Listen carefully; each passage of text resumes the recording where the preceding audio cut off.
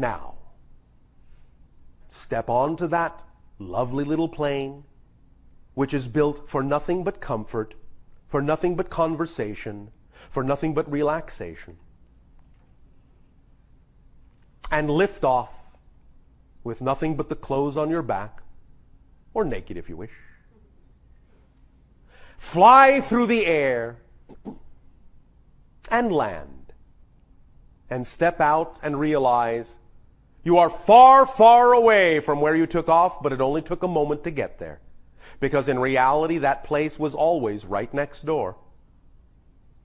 And now that you have deflated your thoughts and let the air out of some of them, you find out that the only reason it seems so far away is because you had created so much space and time between you and it. When in fact, there's really no space and time between you and it at all. It's all right here, all right now. And the temperature and the atmosphere of where you have landed is absolutely ideal for you. And amazingly enough, ideal for every other passenger that arrives, even if it is different from yours. It is a marvelous, multidimensional place that adjusts itself to everything you enjoy, personally and automatically. And believe me, in the universe, even in the physical plane, there actually are such places that can accomplish this. Where no matter how many people go to a location, everything about the location adjusts itself automatically to every single individual, no matter how different it may be from the individual standing right next to them.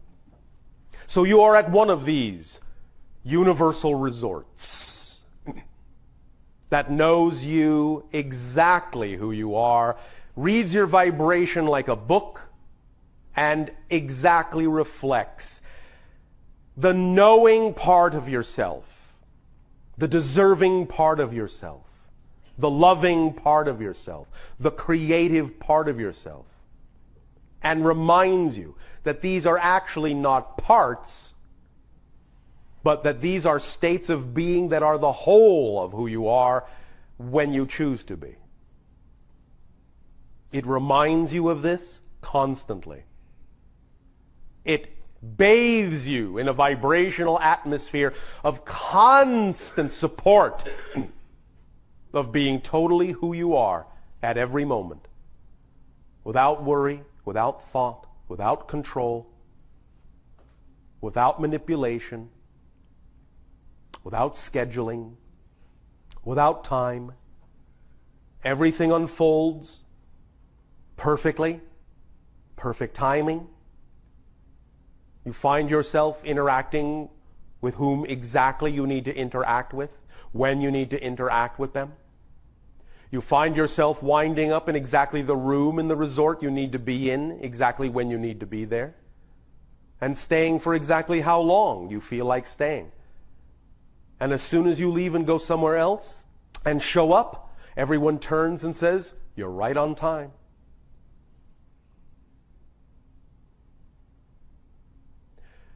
Let yourself understand that this place symbolizes and represents your true natural self, your instinctive self.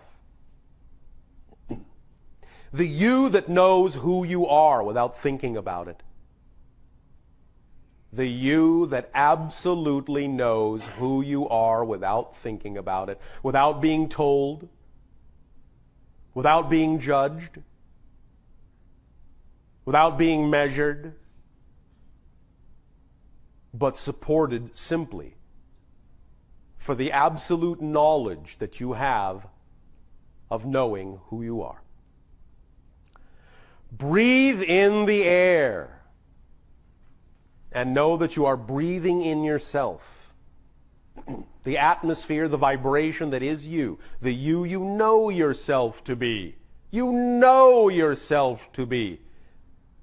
Without the fuss, without the muss, without the 1,000 little thoughts that you have agreed to allow yourself to nag yourself with about how you should be this and how you should be that. in order to be better, in order to be worthy, in order to be deserving, in order to be wanted, in order to be loved, in order to be taken seriously, in order to be thought of as having a place in existence. To earn your place in the world.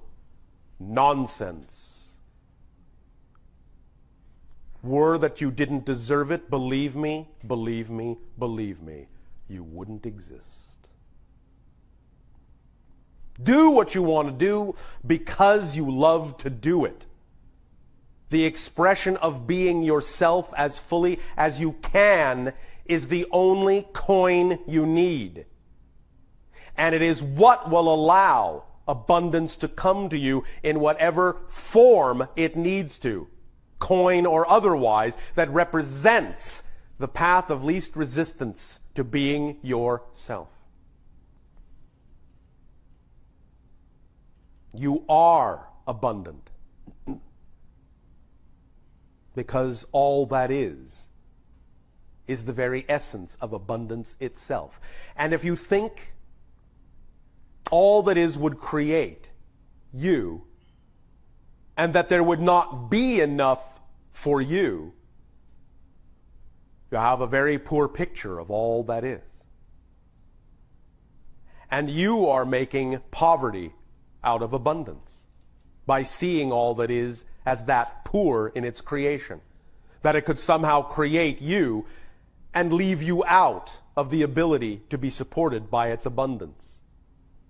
It has allowed you to experience that idea, but you are creating whatever poverty you create from your abundance. Even if it's an abundance of poverty, it's still abundance. You have everything in that sense already. All you have to do is allow yourself to be who you are, to see that, to know that clearly. Just be who you are. And the reflection from the universe will be clear.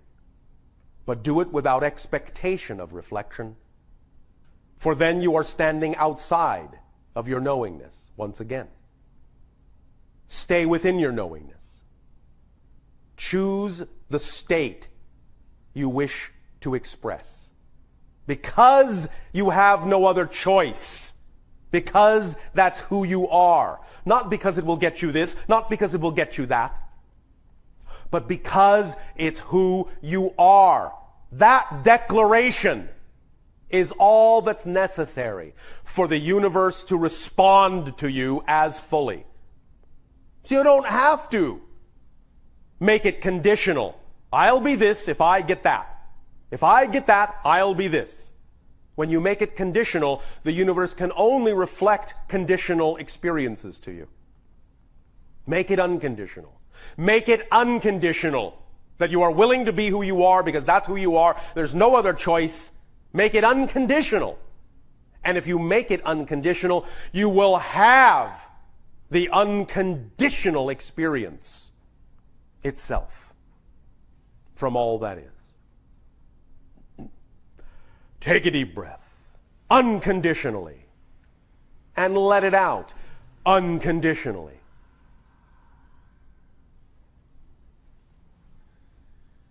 Congratulations. What is the time frame remaining for this transmission? 15 minutes. Within what you call your 15 minutes, which to me could be yesterday or tomorrow, or right now, and which to you can also be the same. Allow yourselves to ponder for a moment what it really means to feel unconditionalness, absolute lack of expectation, absolute lack of judgment, absolute lack of lack, unconditionalness. where you know, you know, you know, you know, you know, and nothing has the power to tell you that you don't know what you know, you know, you know. Relax into that understanding. Relax into that feeling. It is your birthright. It is who you are. It is who we are actually speaking to when we speak to you. You may think we're speaking to your personalities, and obviously we are including them. But the direct communication is from who we know we are to who we know you are. It is between our knowing selves. So in that you have co-created this interaction. Understand. Understand. Stand under this foundation. Support it. Understand that whatever symbol we represent to you in terms of our ability to know is just a reflection of what we see in you, or you would not be able to experience it from us. It's just that in these interactions, you are willing to allow us to reflect back to you who you actually are. You can do that anytime you wish. You don't need to be in these kinds of specific interactions in this specific way, because we are always having an interaction. Always. On some level or other. Key into that. Tap into that. And know it is just as real. On its own terms, in its own way, it is just as real. Don't make a difference where none needs to exist. You know we are always in touch. You know you are always connected to all that is. You know this. I know you know this. And we thank you for allowing us to remind you that you know this. And for reminding you that you always have the choice to know this or forget this. But to now simply remember that even when you choose to forget, you are still using your connection to forget that you have one. And now, if we had gambling on our planet, we would bet that you actually will never completely forget who you are again. And I think we will win that bet. Because the house always wins. And we all live in the same house. Now. We all live in the same house now. Welcome home. Take your break.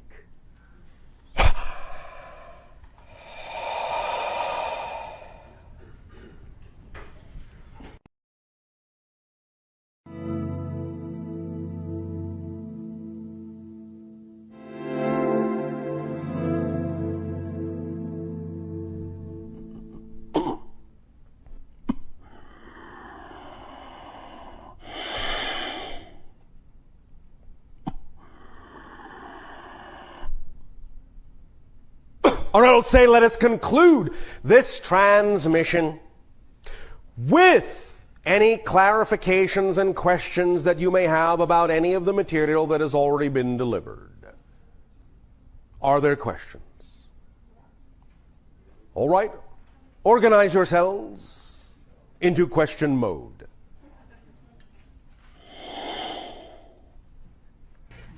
Hello again, Bashar. And you good day? Bashar, earlier today you mentioned that you didn't have all the answers. No. Would you be kind enough to share with us one of the questions to which you have yet to have an answer? If I don't really have the answer, I don't have a question. Do you mean to say that you don't question anything? We are always searching, But what I mean by what I have just said is, usually when you have a question, it automatically contains the answer. So to really not have the answer to something probably also means you haven't even thought of the question yet. Therefore, in that case, what are you searching for? Thank you. More of our relationship to all that is. We will give you, in what you call pragmatic terms, one example we have talked about recently that in your terms represents the idea of not having all the answers and having questions that seem unanswered. I will put it in your terminology. All right? All right. We have talked about, not too long ago, the idea of encountering another civilization, which translates into your language somewhat close to the sound Thuk. The name of the civilization, in other words, is Thuk.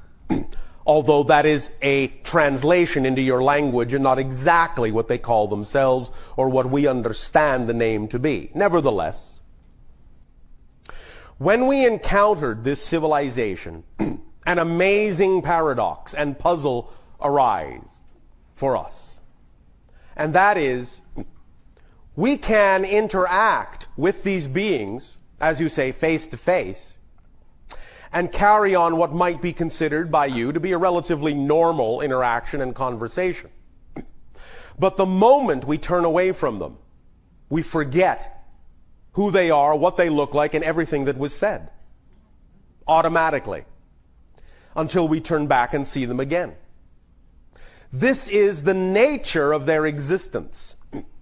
They are quasi-dimensional in a sense, but of such a nature that only when engaging them directly are you in their frame of reference, and when you disconnect from it, their frame of reference is so different from ours, there is nothing from their frame of reference we can take with us into ours, and so nothing survives of the conversation. We were extremely excited to encounter these beings, for we had never encountered something like that before. And thus we are still exploring our relationship to them and what attracting them into our reality means about our own existence. So in that sense, yes, you could say there are things we don't know, questions that are unanswered in that context. Does that help? In a sense, has the human race taught you anything? Well, besides puns, you mean? Yes. Have we raised your awareness in any way? Yes, of course. First of all, understand that even physiologically we owe our existence to you. You are in many ways genetically our ancestors. Do you understand that? Yes. Therefore, you have given us life. Great, great, great, great, great, great, great, great, great, great grandmother. What about spiritual awareness?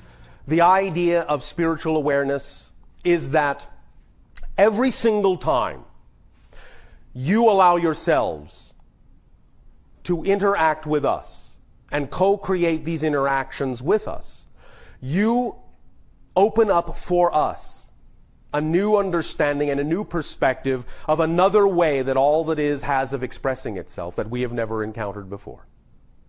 So any interaction with you is a spiritual revelation to us in terms of a new perspective, a new point of view, a new expression that all that is has that we can then add to our overall understanding of all that is and our relationship to it and your relationship to it. So interacting with anyone, including humans on earth, is always an eye-opening and spiritual expansion for us. Thank you. Thank you. Does that help? Thank you. Hello, Bashar. And to you, good day. The planet Earth recently, I believe it was March, I may stand corrected on that, we experienced a tremendous, what we term catastrophe, in the form of a tsunami. Yes. And from what little reading that I've done on it, it had very far-ranging effects. Yes. Much to the liking of the planet has been oscillating for 20-minute cycles, yes, like a month after the event. Yes. and obviously it took a lot of lives. Yes. Did a lot of damage. Yes. What effects has that produced on our planet on a psychological level, on a spiritual level? What kind of, has it opened gates? What is this event all about? All right, thank you. As we have discussed many times, the idea is that you will go through the transition on your planet in a number of ways, depending upon the different belief systems and levels of things that people on your planet believe are possible in order to experience such transitions. Many of you may know that transition is inevitable, but may not necessarily know how to experience it other than in a few certain kinds of ways, such as the idea of physical cataclysm and so forth, may be the only way some people have of translating the idea of that magnitude of transition in a way that makes sense to them. In other words, if it doesn't really actually have a physical impact on your planet, they will not necessarily think that things are changing in a powerful way. Also, many people have, in some senses, set up the kind of timing that they have for how long they will be physical on Earth. And they want to create, in certain ways, situations that will act as mechanisms to allow them to transition from physical to non-physical reality. And so they are recognizing that they are still willing to create the idea of certain methodologies that you might call catastrophes to take them out when the timing is right. Because they cannot necessarily imagine that they will know consciously how to do that on their own, and so they rely on the automatic mechanisms of the planet to do it for them. You follow me? Yes, I do.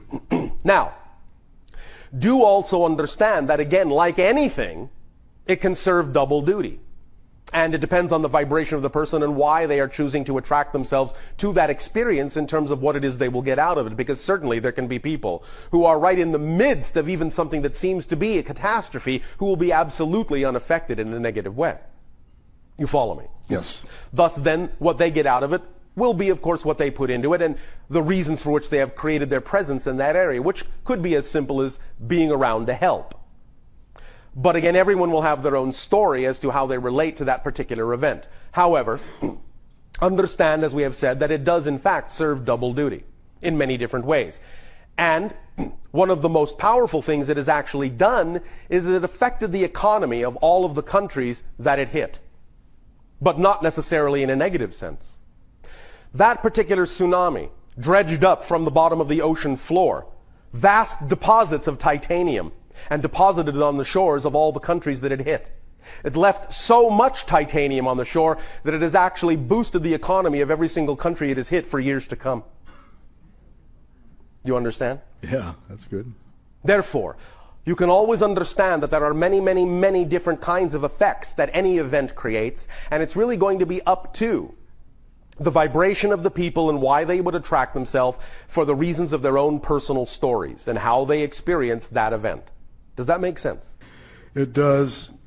One of the reasons I asked that question is the fact that with the events like this, as time unfolds, yes, it seems as though the response to an event like that is becoming more planetary. Yes. As opposed to more of an, it's just an isolated event that happened in Africa that, okay, we'll let them deal with it. But you now have squarely illuminated another opportunity, because your planet is changing sociologically in many different ways, becoming more global.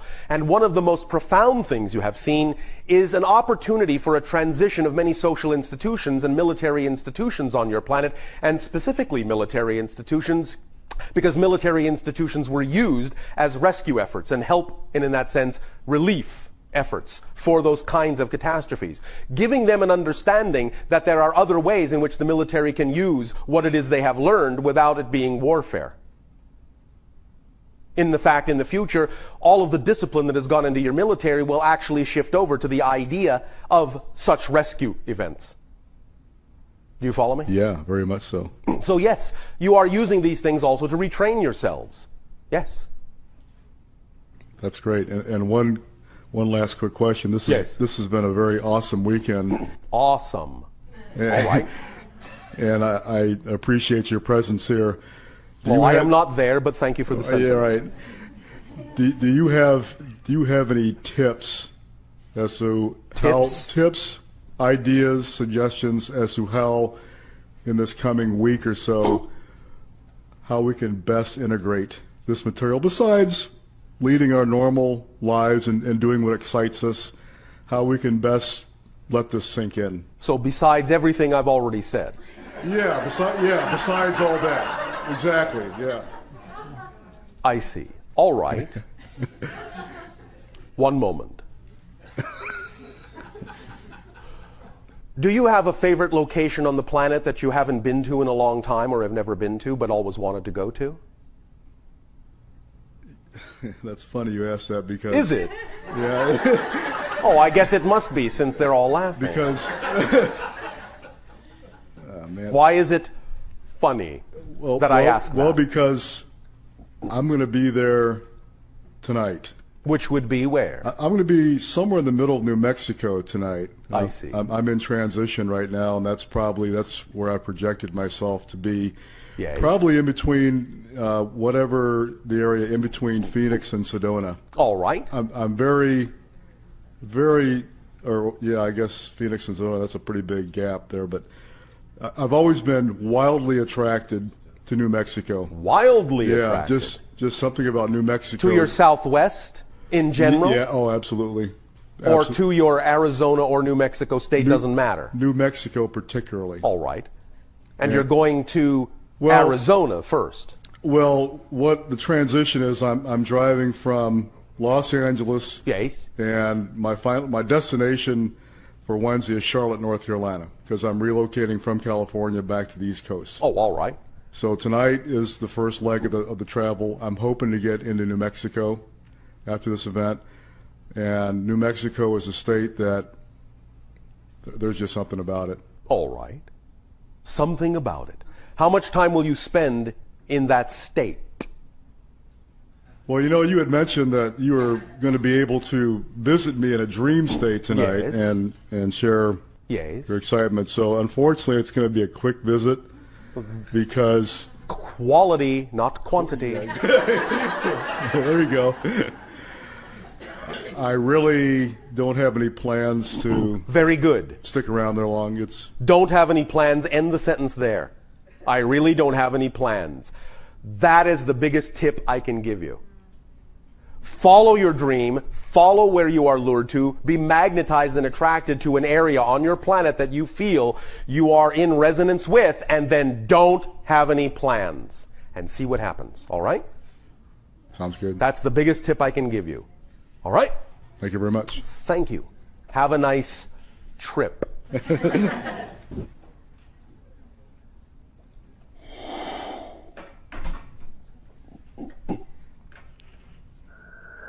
Hi, Bashar. And to you, good day. I'd like to ask you, with regard to, well, we've been talking a lot about earth changes and yes. The way that our civilization is eventually going to be changing. And I'd like to know if you can comment about the fate of some of the very large cities in this country, especially Los Angeles. The fate? Well, yes. What I have in mind is yes. a couple of things.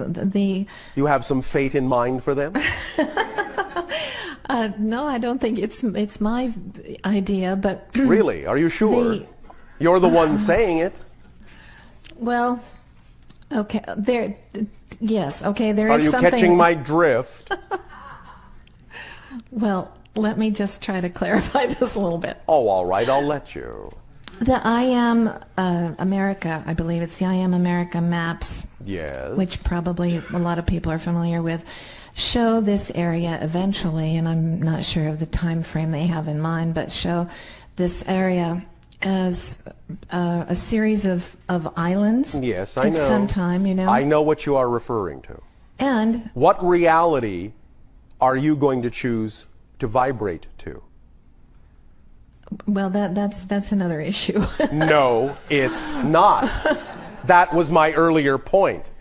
You bringing this up means you are resonating to an idea here, and I am calling your attention to the fact that you're resonating to an idea here you may actually prefer not to resonate to, so that you don't attract yourself to a reality experience you don't prefer. Well, what version of Earth do you wish to resonate to?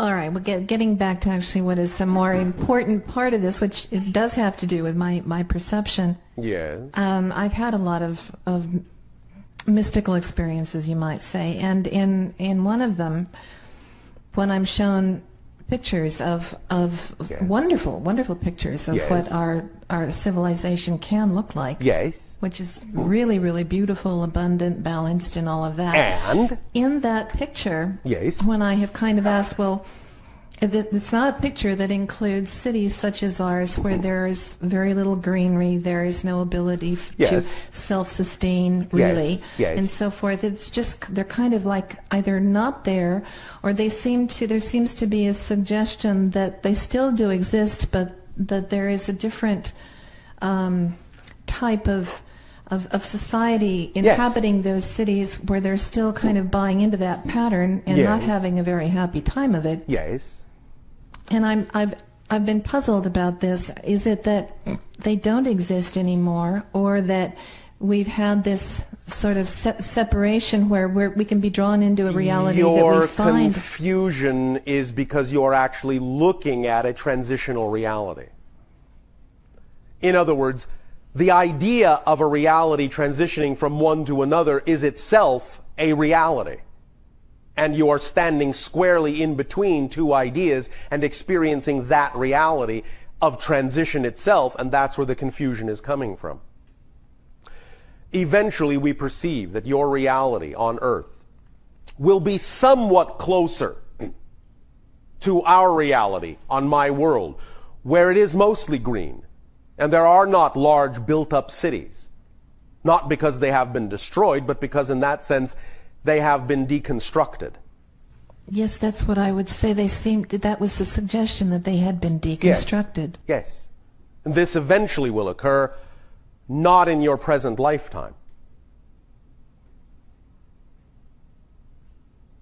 The idea of the scenario that you are picking up, to get to that point on Earth, you are looking at about 2,000 years down the road. Wow. Do you follow? Yeah, I was hoping it was sooner, but you know. The beginnings of it are right now, but the final vision of that idea is about 2,000 of your years down the road. Do you follow that? Yeah. Thank you, because I have wondered about the time frame of what I was shown. Yes. Now, the other thing to understand is that about 1,000 years down the road, humans will be making a decision. And that decision will primarily be this, that they will probably not occupy the Earth so much, and certainly will probably not incarnate on it so much anymore. They will allow another race to begin to occupy what is going on the Earth, and let them decide what kind of habitations they require. And that's what you're picking up on, the idea being that the ones that might still be involved in some of the remaining structures may not necessarily be even of your society. They may be on their own path, using Earth for their own lessons and their own experiences, now that humans, in a sense, have moved up a notch.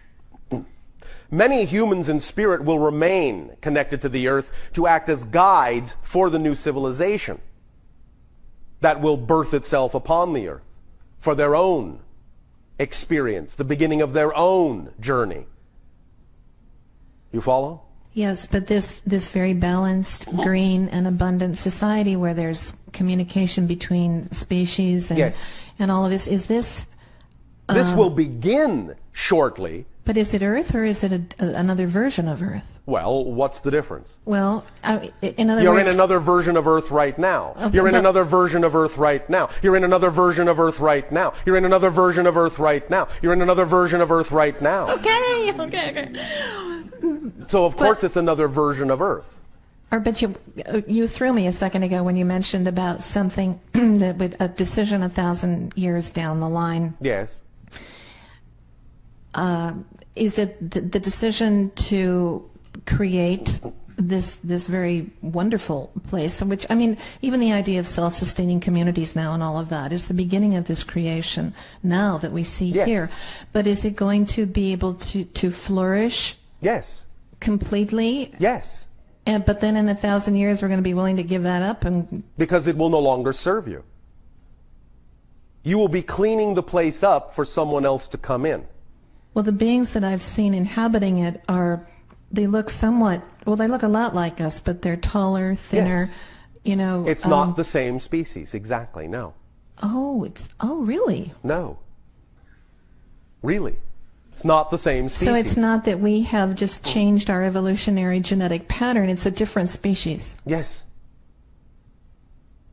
And some of them are us and others are not, or what? Well, in a sense, yes, of course, because some of you may decide that incarnationally you wish to partake of their journey, and so you will become them.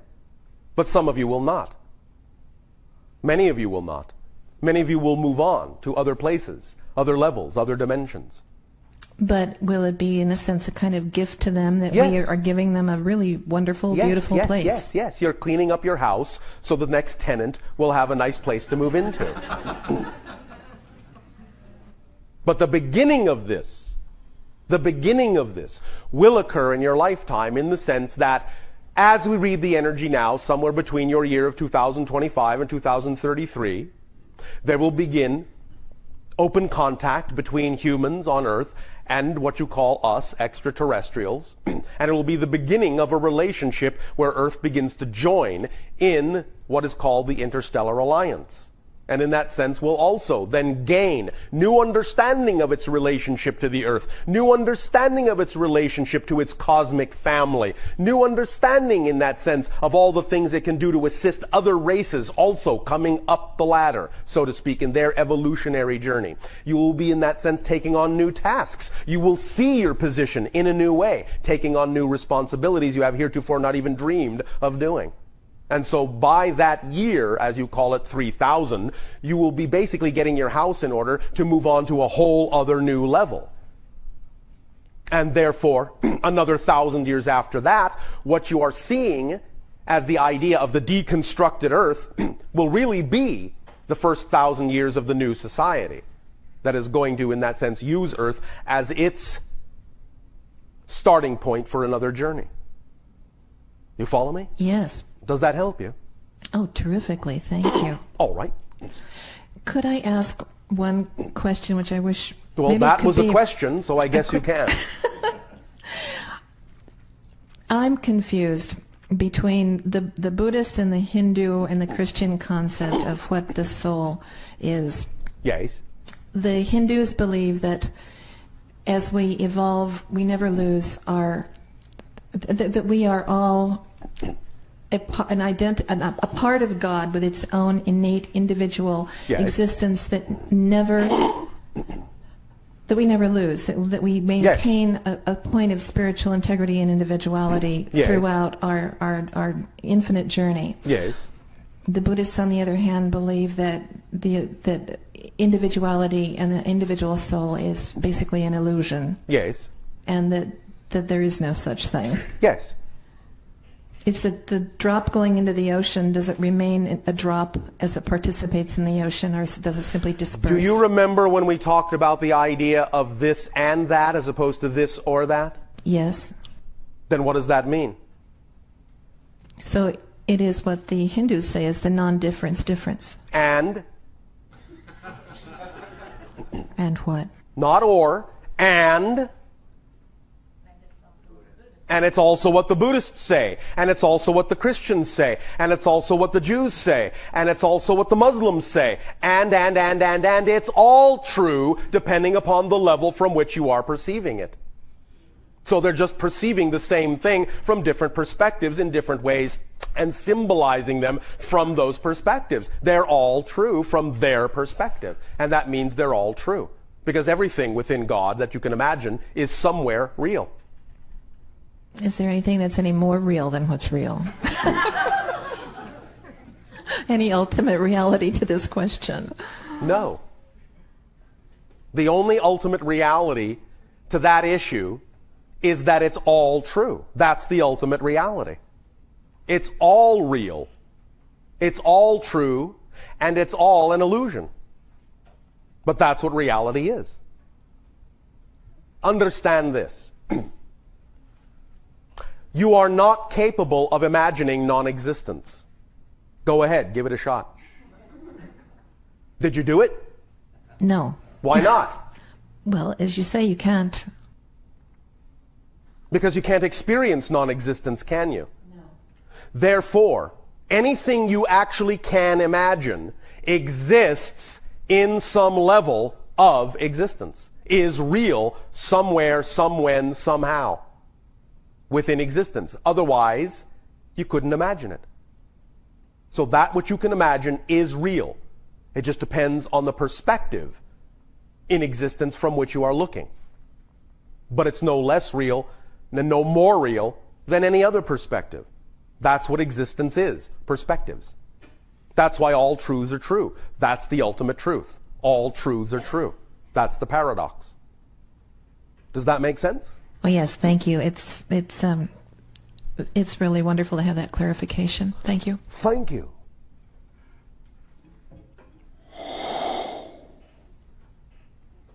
Of course, you don't have to take my word for it. Hello. And to you, good day. Two thoughts, please. Earlier, you've alluded to the spirit guides, masters, etc. Yes. And those of us that are on the quote-unquote spiritual path, yes. At times we get, or at least my feeling is, and if I get some clarification on this. Yes. Sometimes, you talked about our choices of hallways. Yes. Sometimes you go down this hallway. Yes. And I got the picture of the Matrix where you got all these doors you yes. can choose from along the doorway. Yes. Now, the spiritual guides, teachers, gurus, adepts, angelics, etc., there seem to be so many that are there to help us yes. on some level. My question on this is, as the room seems to get narrower and narrower at times, the yes. more spiritual, quote unquote, that you get, yes. Is that a function of our, on some level, the agreements we had and or the creations that we agreed to bring here, or is that also part of the agreements we had with our guides, spirit helpers, etc., that are keeping us, boom, oh, you're getting out of line, boom. It can be either or both. It depends on how you set this up for yourself. Okay. So there's no hard and fast rule in that sense. Okay. Yeah, I guess my curiosity was in what is the role of the spirit guides helpers as far as how they come in, how they help. Yes. And I guess it's sometimes very difficult for me, at least, from my perspective, yes. to find out why do I keep going down this narrow path, and your foot goes outside, whoops, boom, back in, and it seems to be. Well, what are you defining as the narrow path? I